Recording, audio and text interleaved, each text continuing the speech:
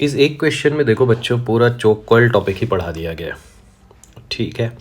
तो मैं भी उसको थोड़ा एक्सप्लेन कर देता हूँ, पूरा टॉपिक ही एक्सप्लेन कर देता हूँ आपको। चोक कॉइल क्या होता है? अभी की ट्यूबलाइट्स में ये आपको अंदर हिडन होता है तो दिखता नहीं है। पहले की ट्यूबलाइट्स अगर आपने देखी होगी तो यहाँ पे ट्यूबलाइट के साथ एक ऐसा लगा होता था और एक सिलेंड्रिकल लगा होता था। ये जो होता था ना, ये वाला पार्ट ऐसा, ये चोक कॉइल होता था, ठीक है। अभी की ट्यूबलाइट्स में या तो ये होता नहीं है, एलईडी बेस्ड है तो, और या तो अंदर लगा होता है। ये चोक कॉइल में होता क्या है कि इस ट्यूबलाइट के साथ में हाई इंडक्टेंस और लो रेजिस्टेंस का आप एक कॉइल लगाते हो, उसी को आप चोक कॉइल बोलते हो। और ये हो गई आपकी ट्यूबलाइट जिसका कुछ रेजिस्टेंस है। इस रेजिस्टेंस को मैं नेग्लिजिबल एज्यूम करता हूँ, ठीक है। उसका थोड़ा रेजिस्टेंस तो रहेगा ही, कॉइल होगी तो। अब जब मैं ऐसी इसको सप्लाई करता हूँ तो ये चोक कॉइल जो है ना, इस ट्यूबलाइट को हार्म होने से बचाता है। कैसे बताता है? पहले अगर मैं देखूं तो ये पूरा वोल्टेज सप्लाई मिल रहा था ट्यूबलाइट को, V0 साइन ओमेगा टी अगर ये सप्लाई है तो। अब उसका कुछ पार्ट इसको मिलेगा। तो मैं पूरा DC AC दोनों पार्ट आपको थोड़ा रिवाइज करा देता हूँ। अगर यहाँ पे दो रेजिस्टेंस लगे होते R1 एंड R2 ऐसे, तो दोनों को कितना कितना वोल्टेज मिलता है तो वो आप ऐसे लिखते हो, जिसको आप बोलते हो voltage division rule, R1/R1 plus R2 into total voltage. जब मैं यहाँ V2 लिखूंगा तो यहाँ R2 आ जाएगा। ये हो गया DC के लिए वोल्टेज डिवीजन रूल। अभी मैं लिखना चाह रहा हूँ इसको AC के लिए, क्योंकि यहाँ सप्लाई AC आ रही है।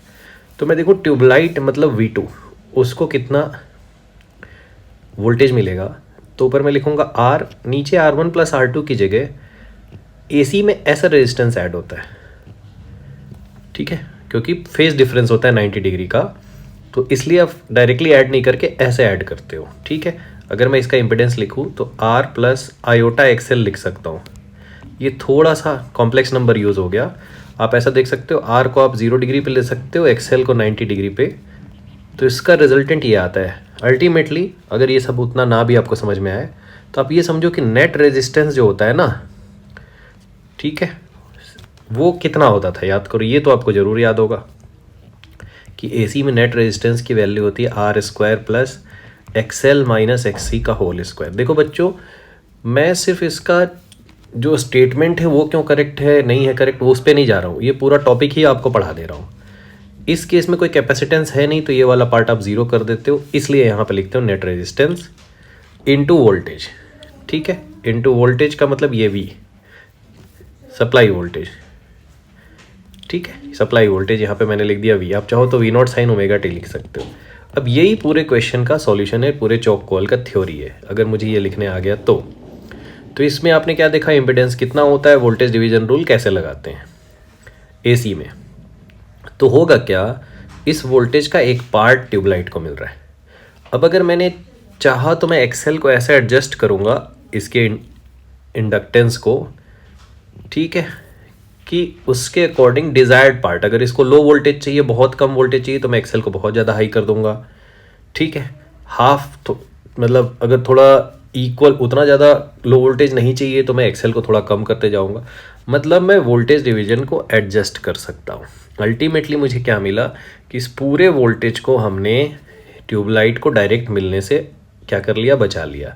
उसका एक पार्ट दिया ट्यूबलाइट को, ठीक है। ये काम हुआ चोक कॉइल का। दूसरा इससे फ़ायदा क्या होता है, जब भी अचानक से वोल्टेज या करंट का फ्लक्चुएशन होगा तो ये ट्यूबलाइट आपकी सेफ रहेगी, अगर इसकी कॉइल सेंसिटिव है तो।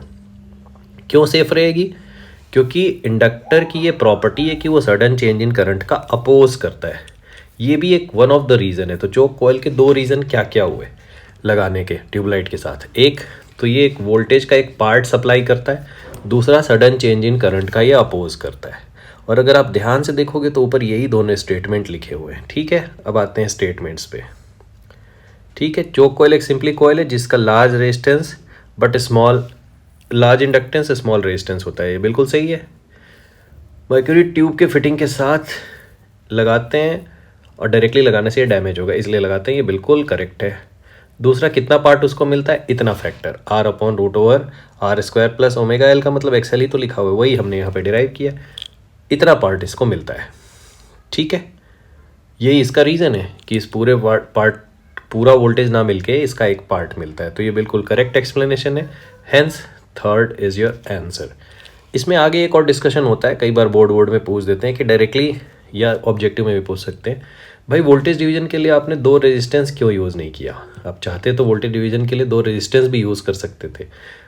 तो 2 रेजिस्टेंस यूज़ करते तो सडन चेंज इन करंट से हम बचा नहीं पाते, पहली बात, और दूसरा एनर्जी का लॉस होता ज़्यादा, ठीक है, क्योंकि रेजिस्टेंस में एनर्जी का लॉस होता है, पावर का लॉस होता है, हीटिंग होती। इन सारे रीज़न से हमने 2 रजिस्टर नहीं लेके एक रजिस्टर के साथ चोक कॉयल लगा दिया, मतलब ट्यूबलाइट के साथ चोक कॉयल लगा दिया। तो आई होप ये पूरा टॉपिक ही आपको चोक कॉयल का क्लियर हो गया होगा।